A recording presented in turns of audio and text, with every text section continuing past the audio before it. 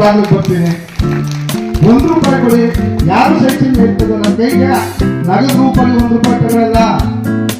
QR code ಇರ್ತದೆ, IFSC code, account number ಇರ್ತದೆ, ಅಷ್ಟೇ ಹಾಕ್ಬೇಕು. ಯಾರೇ ನನಗೆ ಅಲ್ಲ, ಯಾರೇ ಸಂವಿಧಾನ ಬಳಗ ಹೆಸರು ಹೇಳಿ ಚಿನ್ನದ ಪುತ್ಥಳಿ ಮಾಡಿಸ್ತೀವಿ ಅಂತ ಕೇಳ್ಕೊಂಡು ಬಂದ್ರೆ ನಗದು ರೂಪದಲ್ಲಿ ₹1 ಕೊಡಂಗಿಲ್ಲ. QR ಕೋಡ್ಗೆ ಸ್ಕ್ಯಾನ್ ಮಾಡಬೇಕು. ನಿಮ್ಮ ಬೆವರಣ ಬಾಬಾ ಸಾಹೇಬ್ ಚಿನ್ನದ ಪುತ್ಥಳಿಗೆ ಸೇರಬೇಕು. ಇಡೀ ವಿಶ್ವದಲ್ಲಿ ಯಾವುದೇ ವ್ಯಕ್ತಿದು, ಇಡೀ ವರ್ಲ್ಡ್ ಅಲ್ಲಿ ಯಾವುದೇ ವ್ಯಕ್ತಿದು ಚಿನ್ನದ ಪುತ್ಥಳಿ ಇಲ್ಲ. ಸಾರ್ವಜನಿಕರ ಹಣ ಅಂತಂದ್ರೆ ಯಾರು ಇಲ್ಲ. ಈ ದಿನ ವಸಂತನಗರ ಪ್ರತಿಷ್ಠಿತವಾಗಿರೋ ಸ್ಥಳ ಬೆಂಗಳೂರು ಬಾಬಾ ಸಾಹೇಬ್ ಅಂಬೇಡ್ಕರ್ ಅವರ ಭವನದಲ್ಲಿ ಸಂವಿಧಾನ ಬಳಗದ ವತಿಯಿಂದ ಅದ್ದೂರಿಯಾಗಿ ಒಂದು ಕಾರ್ಯಕ್ರಮ ಮಾಡಿದ್ದಾರೆ ಸರ್.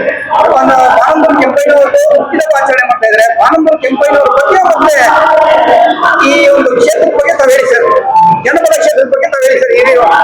ಎಲ್ಲರಿಗೂ ಜೈ ಭೀಮ್.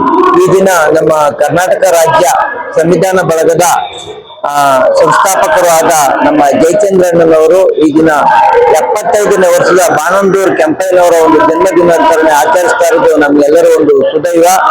ಈ ಅಳಿಸಿ ಹೋಗುತ್ತಿರುವಂತಹ ಜನಪದ ಕಲೆಗಳನ್ನ ಬಾನಂದೂರು ಕೆಂಪಯ್ಯನವರು ಅವರ ತಂಡ, ತಿಮ್ಮಯ್ಯನವರು ಇರ್ಬೋದು, ಮುನಿಯನವರು ಇರ್ಬೋದು, ಇನ್ನೂ ಇತರೆ ನಮ್ಮ ಮದ್ದೂರಿನ ಉರಗಲವಾಡಿ ರಾಮಯ್ಯನವರು ಸಹ ಸೇರ್ಕೊಂಡಂತೆ, ಮಂಜುಳಮ್ಮನವರು ಸಹ ಸೇರ್ಕೊಂಡಂತೆ ಕರ್ನಾಟಕ ರಾಜ್ಯದಂತೆ ಎಲ್ಲರನ್ನೂ ಒಟ್ಟುಗೂಡಿಸಿ ಈ ಒಂದು ಜನಪದ ಒಂದು ಕಲೆಯನ್ನ, ಅಳಿಸಿ ಹೋಗುತ್ತಿರುವಂತಹ ಕಲೆಯನ್ನ ಮುಂದೆ ತರಬೇಕು ಅನ್ನೋ ಒಂದು ದೃಷ್ಟಿಯಿಂದ ಜನಪದ ಕಲೆಯನ್ನ ಮುಂಚೂಣಿಯಲ್ಲಿ ಈ ಕರ್ನಾಟಕ ರಾಜ್ಯದಂತ ದೇಶದ ಪೂರ್ತಿ ಪ್ರಸರಣ ಮಾಡಬೇಕು ಅಂತ ಹೇಳಿ ನಮ್ಮ ಜಯಚಂದ್ರಣ್ಣವರು ಹೋರಾಟ ಮಾಡಿ ಈ ದಿನ ಒಂದು ಅದ್ದೂರಿಯಾಗಿ ಒಂದು ಈ ಕಾರ್ಯಕ್ರಮ ಹಮ್ಮಿಕೊಂಡಿದ್ದಾರೆ. ಅದಕ್ಕೂ ನಾನು ಸಹ ಬಂದು ಭಾಗವಹಿಸಿದ್ದೀನಿ. ನನ್ನ ಹೆಸರು ಮಾಧವಯ್ಯ ಅಂದ್ಬಿಟ್ಟು, ನಾನು ರಿಟೈರ್ಡ್ ಪೊಲೀಸ್ ಆಫೀಸರು. ಈ ಒಂದು ಸಂದರ್ಭದಲ್ಲಿ ನಾನು ಸಹ ಜಯಚಂದ್ರ ಅವ್ರಿಗೆ ಮತ್ತೆ ಬಾನಂದೂರು ಕೆಂಪಯ್ಯನವ್ರಿಗೆ ಒಳ್ಳೆದಾಗಲಿ ಅಂತ ನಾನು ಬಾಬಾ ಸಾಹೇಬ್ ಅಂಬೇಡ್ಕರ್ ಅಲ್ಲಿ ಭಗವಾನ್ ಬುದ್ಧರಲ್ಲಿ ಪ್ರಾರ್ಥಿಸ್ತೀನಿ. ಜೈ ಭೀಮ್.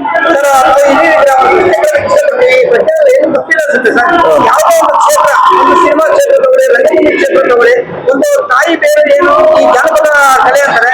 ಈ ಜಾನಪದ ಕಲೆನ ಎಲ್ಲ ನಶಿಸಿ ಒಂಥರ ವ್ಯವಸ್ಥಿತವಾಗಿ ಹಿಂದೆ ಕೊಡ್ತಾ ಇದ್ದಾರೆ. ಒಂದು ಯುವಜನತೆಗೆ, ಯುವ ಸಮೂಹಕ್ಕೆ ಒಂದು ಮಾರ್ಗದರ್ಶನ ಸಲಹೆ ಕೊಡಿದ್ದಾರೆ.